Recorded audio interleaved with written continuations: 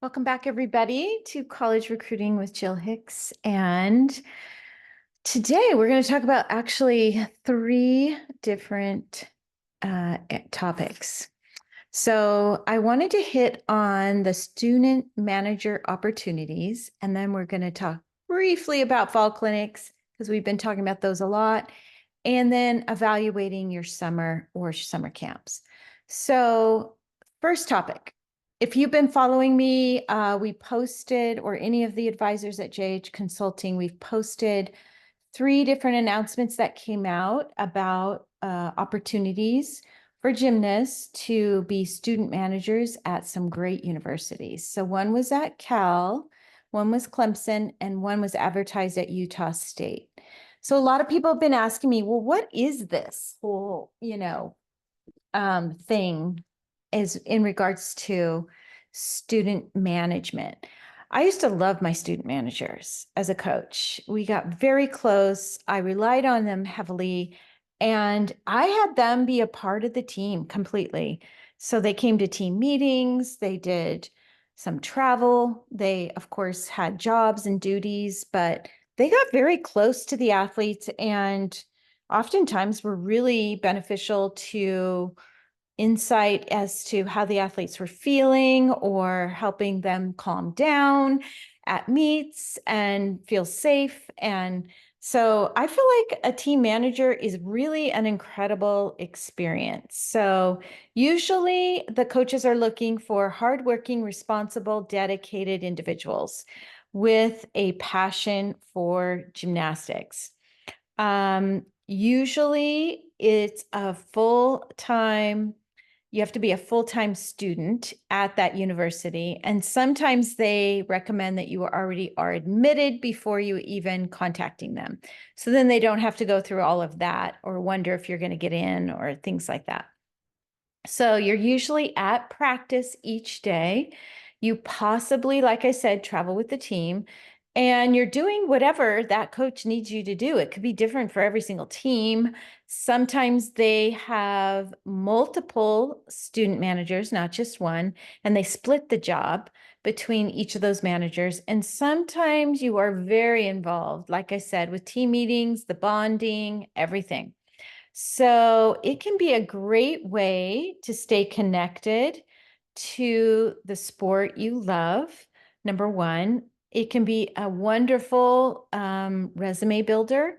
So a lot of businesses or people love when you're a part of a team because you're learning how to work together. You're committed not only to school, but you're also committed to this team aspect and juggling a lot, in college. So they see it as a real plus. Or number three, if you just like to serve others, some girls have that kind of, you know, passion is just serving people. And they actually find a lot of kudos out of that, just builds them up to be in the background, helping and serving. So it is a job, though. Just make sure that you understand that. So you need to be willing to combine all your school, your homework, your social life, and this responsibility really well.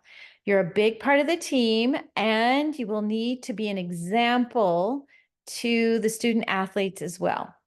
So contact the person, whoever posted the position. They usually have a contact person. Make sure you have a resume ready. You make sure you have people they can contact to find out what you're really like. And if you've ever done anything, as a team captain or maybe in leadership roles prior to being a part of this type of job, and you just want to take it really, really seriously. Also, I have a podcast that I did back in January. One of my clients, Camden, shared what it was like at UCLA. She is the student manager or was the student manager. I think she's doing it again, but I'm not sure. But that podcast is wonderful. She shares what it was like, how she got the job, why she likes the job, and just her whole experience so far at UCLA. So there you go. All right, let's move on to fall clinics. These are being announced right now. They're wonderful opportunities. However, It's really important to pick the right ones for you. I did a whole podcast on that last week. So if you didn't get to listen to that one, you might want to take a listen to that again or check it out. I met with one of my clients this morning, in fact, who I think is a perfect example of they just managed summer so well. She went to at least 3 summer camps that we had on her list. She had already had some communication with these coaches on June 15th. She didn't receive official visit offers, but she was a brand new level 10. So we knew that was probably going to be the case. So we looked more at summer camps and fall clinics as opportunities for her to go and show her upgrades.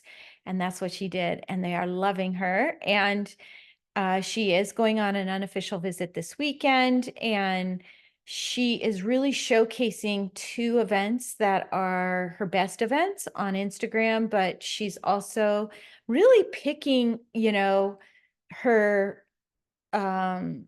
summer camps and fall clinics wisely. So these are schools that are at her level or very close.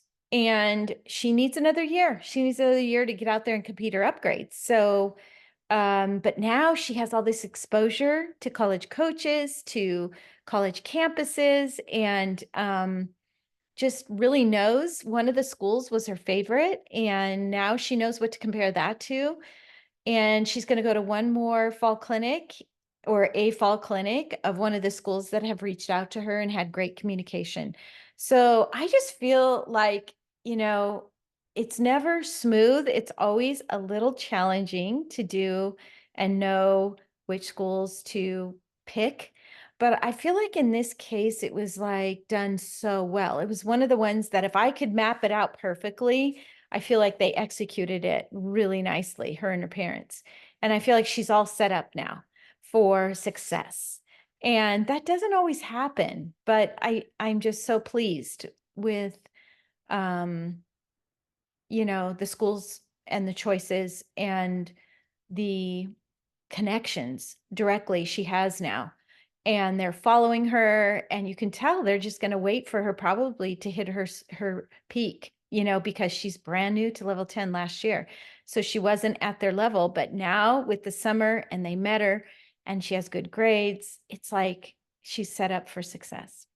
All right, last area I wanted to talk about was evaluating all your summer camps. So if you were able to go to multiple summer camps, I like my clients to go back and evaluate them and rank them on a scale of 1 to 10. And we talk about why. Why are they a 10? Or why are they a 5? And what would make it a 10? And otherwise you typically get the, well, I don't know, or yeah, I really liked it, or it was fine, but you can't really tell why unless you really pull it out of the client. So we have PDFs that we use with our clients to have them really dig in deep and make a strong evaluation and not just in a emotional opinion about it, so that when recruiting gets serious, they know what to compare it to. They can look back at their notes. We can look at the notes and really give them a great,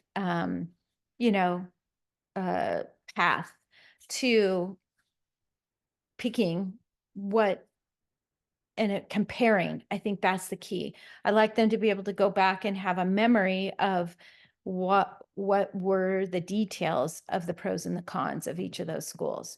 So we do a lot of that in our appointments right now. And we like to start at level 9 or 9th grade because they often look at recruiting when they're young through this. Like if they're standing, I picture it kind of like if they're standing on the top of a building and they're looking down and they just see all this good stuff down below, but they've never really gotten downstairs on the ground floor, handshaking people, getting, really into recruiting in such a way where they know in their heart how it felt. they're up high when they're young, looking down, and all of it looks great and everybody's nice. And, it's just more of that big sky, big kind of view. And now we want them to get on the ground floor and really get their feet on the ground of what each school's about. And we'd like to start with 10 schools. We don't have them email just because you hire us. We don't go, okay, send out emails unless they're older and they have all the start values they need and the scores. Then we might start with emailing, but usually we don't. We like to start with exposure, education, research, get them to really understand, oh, I had no idea this school was located in a big city, or and now I need to go visit because I didn't know I wanted a big city. So, oh yeah, I didn't like the big city. They really don't know until they get into these experiences. So we do a whole lot of getting on websites, doing virtual tours, talking about all these things. So it's a whole lot of education first. And then as they develop their skills and start going to some of these camps or just touring campuses, then we start digging in with a better idea of which schools they really need to target, because sending emails to 80 some schools is really not, I mean, maybe you're going to get back some responses, but usually families that do that don't get a lot of responses back because they're not focused on, and they don't know what to say in those emails to really attract the college coaches. So it's much more of a win-win situation when I think you're working with an advisor and you're really detailed and you're really focusing on schools that are going to be realistic and be the right fit. We can't always get it right when we help with those 10 schools, but I do think a lot of times we do. And it's a really good starting point. And it's not so overwhelming then for the athlete either, I think, and the parent. All right, so those are the topics I wanted to hit on today. If you're interested in JH Consulting, just want to always remind you, go to our website, check out our bios, click on Get Started, fill out the forms page, and we will get right back to you and help you with whatever you need. There are so many pieces to their high school years, starting in ninth grade all the way through to their senior year in regards to college recruiting. So feel free to ask us questions, join us here at the podcast or on my Facebook Lives every other Wednesday. We also have a newsletter. So if you want to be part of a free newsletter that has lots of information on it too, we'd love to have you. All you have to do is opt in by going to the website. A little box will pop up. All right. I hope you guys are having a great last few days of your summer and enjoy getting your kids back into school and starting the fall, kicking off the fall. All right. Take care.